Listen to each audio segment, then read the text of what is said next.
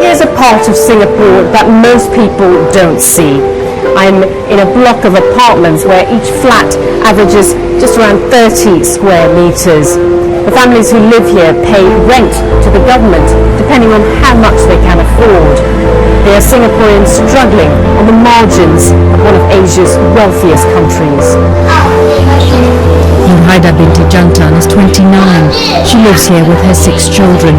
They get by on groceries donated by charities, and the government subsidizes the children's education and their rent. But her tiny flat has 1 bedroom, and she can't afford a dining table. To treat her daughter's asthma is also out of her reach. She hasn't been able to buy for months. I don't think I'll be able to afford any medication bills. In this house, no one can afford to fall sick at all. So, yeah, because our financial is too tight. People having to sleep rough is not something you see regularly in Singapore.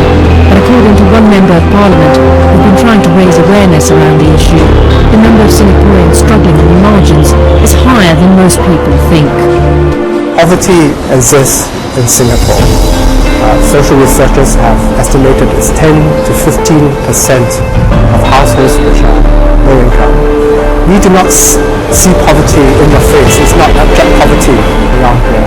What happens behind closed doors is a different matter for a lot of families. Mariana is tired. She's been out on the streets since early in the morning. Like, today was 40 degrees and it was hard work. But her bubbly personality still showed through.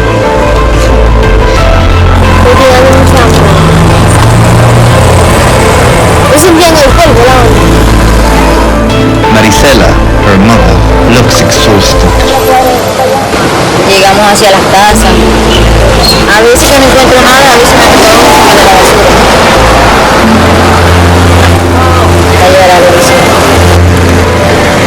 Que si tiene algo que me regale, que tengo hambre. Venga, dale plata.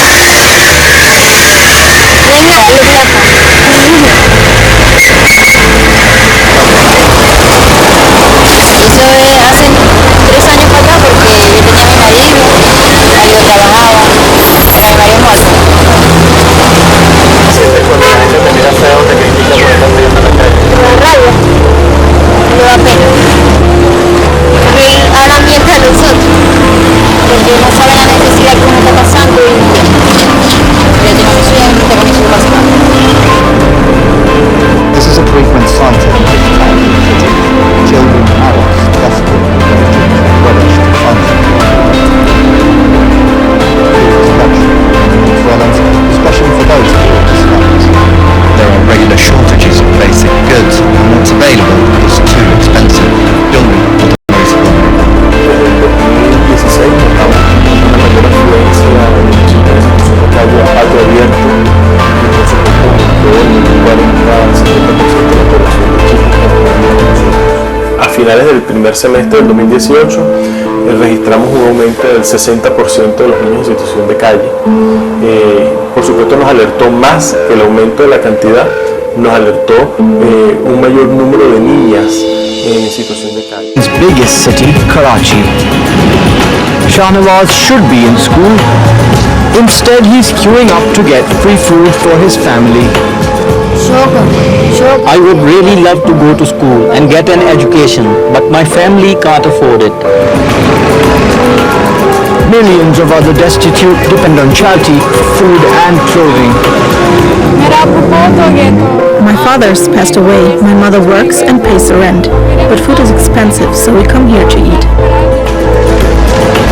Many of those fortunate enough to have jobs also eat at such canteens, hoping to save their hard-earned cash. Simple task, but an exhausting one for Bushra Bibi. This Pakistani mother sold one of her kidneys for $1,000 to pay for her father's medical treatment. He passed away, but 12 years later, she's still paying the price for the decision. Camacho's makeshift house stands on a government property in Mandaluyong. It is beside chicken cages. The home is made of scrap plywood and rusty iron sheets. able to move around. At 69 years old, Aling Trinidad still walks goods for a living. Her keep, less than 6,000 pesos a month, and this has to be divided among her 5 grandchildren, not to mention her maintenance medicines. Itong mata ko, may ano ito, may kataratan. Hindi ko man ma-opera dahil wala mapira. A near-empty kitchen shows how her family is on hand-to-mouth existence. Hindi ako makabili ng mga gusto kong iminom ng gatas, wala na pambili. Camacho is just one of 8 million Filipinos living in extreme poverty. They can't even meet daily basic food needs. Poverty.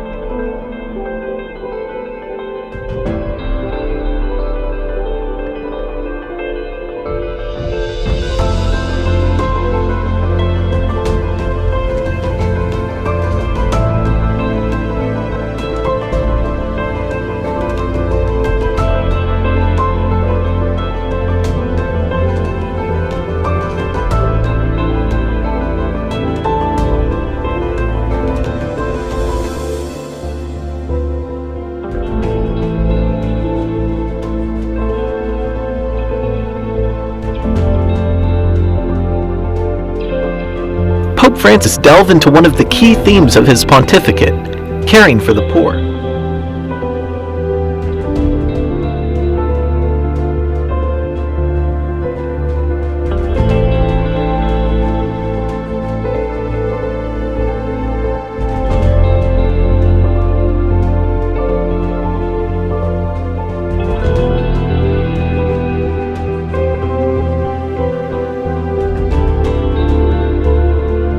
Try to accomplish what Jesus preaches in the gospel while helping the needy.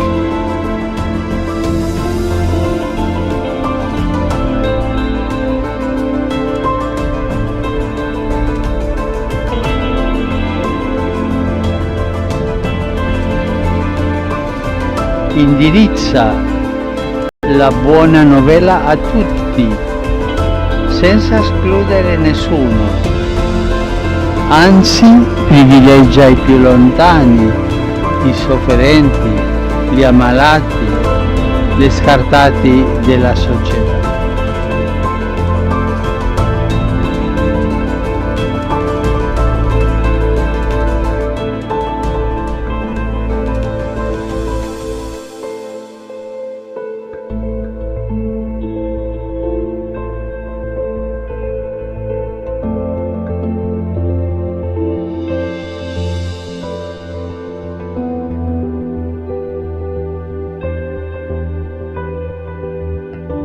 The Pope explained that evangelizing the poor includes treating them well, serving them with joy, and delivering them from oppression. Let's do all of this in the same way Jesus did. Oggi, nelle nostre comunità parrocchiali, nelle associazioni, nei movimenti, siamo fedeli al programma di Cristo? L'evangelizzazione dei poveri, portare loro il lieto annuncio è la priorità? Attenzione, non si tratta solo di fare assistenza sociale, tanto meno attività politica.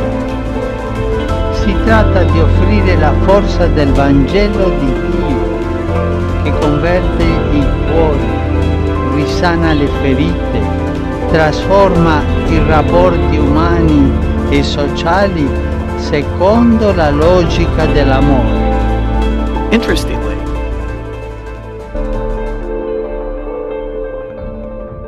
poverty, or we can say the poor as we all know, economically poor. Okay? But when we say poverty, that is a broad language, because when we say poverty, there are 4 kinds of poverty. Materially poor, which is poverty. Socially poor, which is all about our dealing with other people. Morally poor, which speaks about our attitude. And then intellectually poor, which is all about knowledge. And most of the time we only focus about material. When you see poor and hunger, material, but these are the other forms of being poor.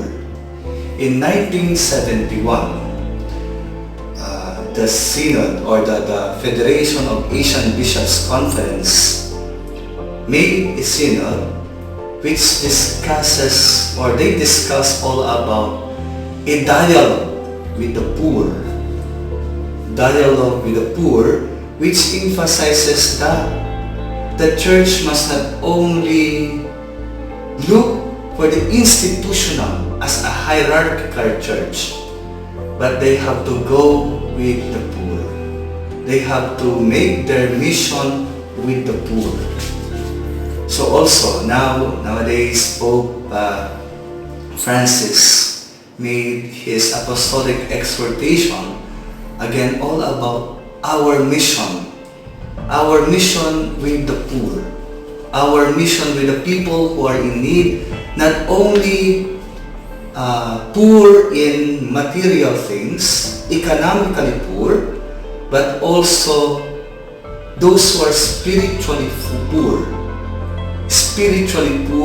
spiritually hunger of their own faith. In his apostolic exhortation, Evangelii Gaudium, that is a document, emphasizes our mission with other people, especially those who are in need.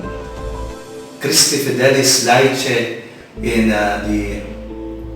one of the apostolic exhortation of John Paul II, emphasizes our mission also. As church, as lay faithful, we have to evangelize not only the people who are rich in mentally or intellectually, but those who are poor intellectually, or even poor in the way of their living. Now, with regards to the civil act, or in the Liberation Theology, one of the books that I have read all about the cry of the poor, cry of the earth by Leonardo Boff, he emphasizes all about paano tayo nagiging poor. Kung minsan tatanong natin, bakit may mga mayayaman mas yumayaman? Bakit may mga mahirap na mas humihirap? It is because tayo na mahihirap, hindi natin ginagawa yung ating obligasyon at responsibilidad. Hindi natin ginagawa yung dapat natin gawin para umunlad. We let other people grow, but we don't let ourselves grow too. It must be hand in hand. Okay? In that book I have read, makita natin na ang Diyos, sabi niya, ginawa niya pare-parehas. In Gaudium et Spes by Pope Paul VI, he said that when God created the world, when God created man, it is all equal.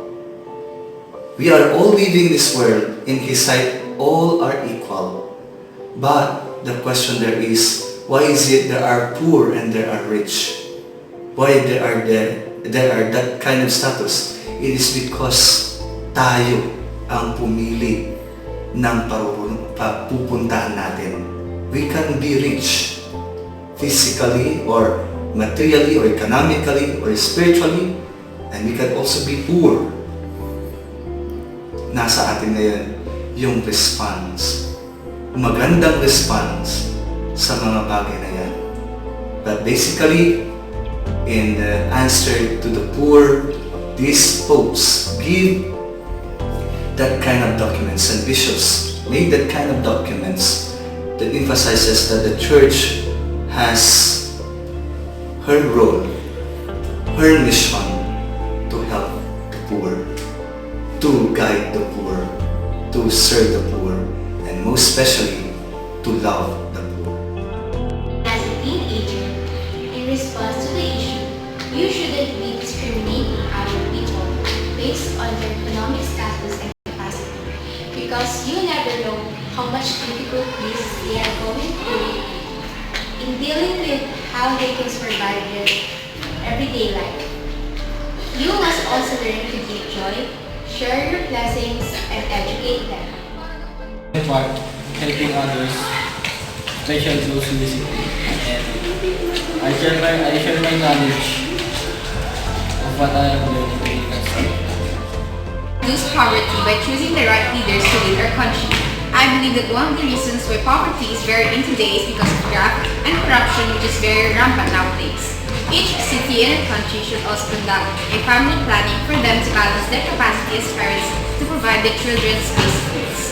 As a Dominican, we are taught how to be kind, good-hearted, and to do good always. Our role as Dominican is to help those people who are in poverty line to rise up.